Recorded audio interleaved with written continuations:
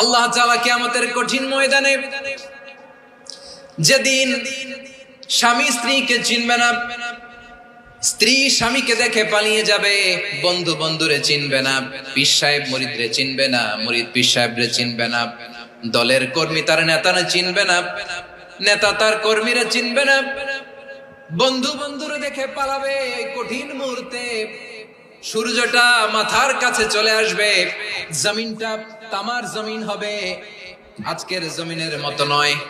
মানুষ ঘর্মাক্ত, ক্লান্ত, শ্রান্ত মাথার মগজগুলো কানের ছিদ্র আর নাকের ছিদ্র দিয়ে বেয়ে বেয়ে পড়বে।